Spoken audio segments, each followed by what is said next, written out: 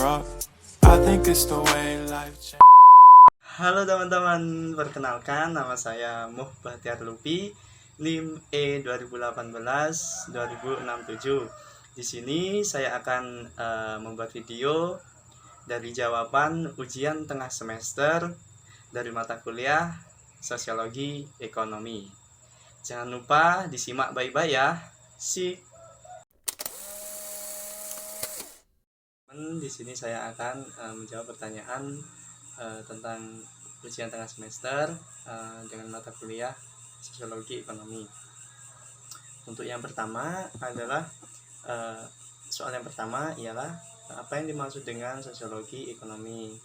Sosiologi ekonomi merupakan perspektif sosiologi yang menjelaskan fenomena ekonomi, terutama terkait dengan aspek produksi, distribusi, pertukaran, konsumsi barang, jasa, dan sumber daya yang bermuara pada bagaimana masyarakat mencapai kesejahteraan. Untuk yang kedua adalah apa saja ruang lingkup sosiologi ekonomi. Ruang lingkup sosiologi ekonomi yang pertama adalah sosiologi pedesaan, yang kedua adalah sosiologi industri, yang ketiga adalah sosiologi perkotaan. Untuk selanjutnya adalah sebutkan dan jelaskan teori-teori dalam memahami masalah ekonomi. Yang pertama adalah teori pertumbuhan ekonomi klasik. Teori pertumbuhan ekonomi klasik adalah beberapa teori yang diungkapkan oleh para ekonom mengenai pertumbuhan ekonomi dari sudut pandang pertambahan penduduk. Semua teorinya itu didasarkan oleh sedikit atau banyaknya penduduk di daerah tersebut. Untuk selanjutnya adalah teori pertumbuhan ekonomi. Teori pertumbuhan ekonomi neoklasik berbeda dengan teori sebelumnya. Teori ini lebih memperhatikan hal lain yang memengaruhi pertumbuhan ekonomi selain pertumbuhan penduduk seperti kewirausahaan dan investasi. Untuk selanjutnya adalah teori pertumbuhan ekonomi historis. Jadi teori jenis ini berpandangan bahwa pertumbuhan ekonomi itu memiliki tahapan-tahapan tertentu. Jadi untuk mencapai pertumbuhan yang maksimal harus melewati tahapan dari awal hingga akhir. Untuk nomor selanjutnya yaitu nomor 4, apa perbedaan sistem ekonomi masyarakat komunal, perbudakan, dan primitif. Untuk jawaban yang pertama, masyarakat komunal. Dalam masyarakat ini, alat-alat produksi yang dipergunakan masih sangat sederhana. Maka dari itu tidak ada surplus produksi atas konsumsi karena mereka membuat barang-barang sendiri atas kebutuhannya sendiri. Kemudian sedikit demi sedikit mereka mengetahui alat-alat produksi yang lebih baik. Perbaikan alat-alat produksi ini merupakan sebab terciptanya pembagian kerja dan produksi. Untuk selanjutnya adalah masyarakat perbudakan. Dengan adanya pembagian kerja dalam produksi, hubungan antara para pemilik alat-alat produksi dengan para pekerja merupakan dasar terbentuknya masyarakat perbudakan.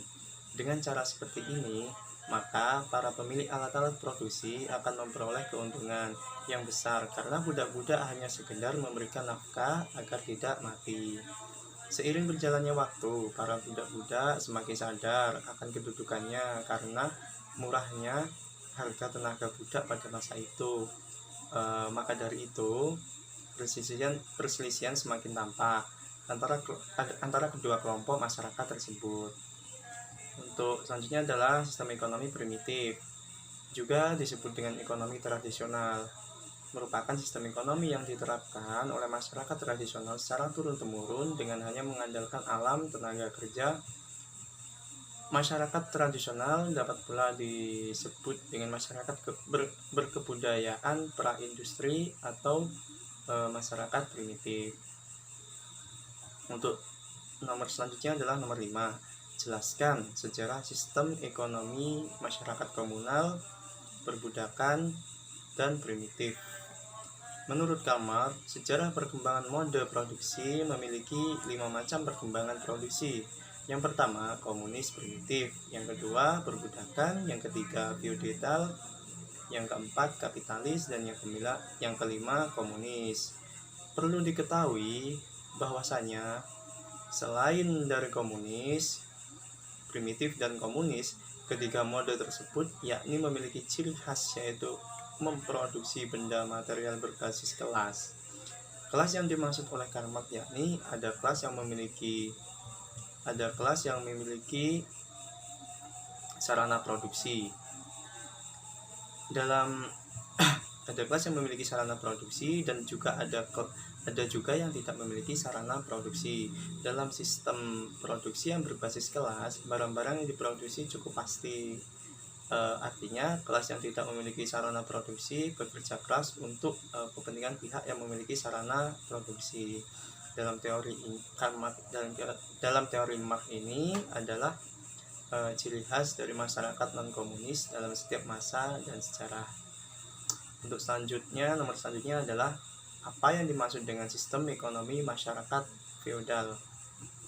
Sistem ekonomi feodal adalah suatu sistem ekonomi di mana raja yang berhak mengatur kegiatan perekonomian, atau dengan kata lain pemilik modal berhak menguasai kegiatan perekonomian dalam suatu negara.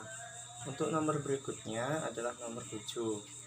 Apakah saat ini masih ada yang menganut sistem ekonomi feodal? Jawabannya adalah masih ada. Di antaranya pemerintahan dalam negara Byzantium kuno, Rusia baru, Nippon, Raiputana, Tiongkok di bawah Raja-Raja Chon, India di bawah Mughal Raj, dan Turki di zaman Kesultanan. Jelaskan sistem ekonomi kapitalis. Kapitalisme atau kapital adalah sistem ekonomi di mana perdagangan industri dan alat-alat produksi dikendalikan oleh pemilik swasta dengan tujuan memperoleh keuntungan dalam ekonomi pasar. Pemilik modal dalam melakukan usahanya berusaha untuk meraih keuntungan sebesar-besarnya. Untuk yang selanjutnya adalah nomor 9. Setujukah Anda jika Indonesia menganut sistem ekonomi kapitalis? Jika setuju, kemukakan alasan Anda. Jika tidak setuju, menurut Anda apakah sistem ekonomi yang sesuai untuk Indonesia? Sertakan alasannya. Untuk menurut saya sendiri, saya tidak setuju kalau Indonesia menganut sistem ekonomi kapitalis, dan saya lebih setuju Indonesia menganut sistem ekonomi demokrasi, karena sistem perekonomian nasional saat ini merupakan perwujudan dari filsafat Pancasila dan UUD 1945 yang berasaskan kekeluargaan dan kegotong royongan dari oleh dan untuk rakyat di bawah pimpinan dan pengawasan pemerintah. Untuk yang selanjutnya adalah nomor 10. Bagaimana pasar dalam sistem ekonomi saat ini? Dari pengertian sistem ekonomi pasar merupakan sistem ekonomi yang berlandaskan pada kebebasan individu dan perusahaan dalam menentukan berbagai kegiatan ekonomi seperti konsumsi dan produksi. Sistem ekonomi ini menentukan keseimbangan dengan cara mengandalkan kemampuan pada sistem harga, yaitu tarik-menarik antara permintaan dan juga penawaran. Ciri-ciri sistem ekonomi pasar adalah hak milik pribadi, kebebasan berusaha, dan kebebasan memilih, motif kepentingan diri sendiri, persaingan bebas, harga ditentukan oleh mekanisme pasar, dan peran pemerintah terbatas. Oke, cukup sekian jawaban dari pertanyaan ujian tengah semester dari mata kuliah Sosiologi Ekonomi. Kurang lebihnya saya mohon maaf. Assalamualaikum warahmatullahi wabarakatuh. Dadah teman-teman.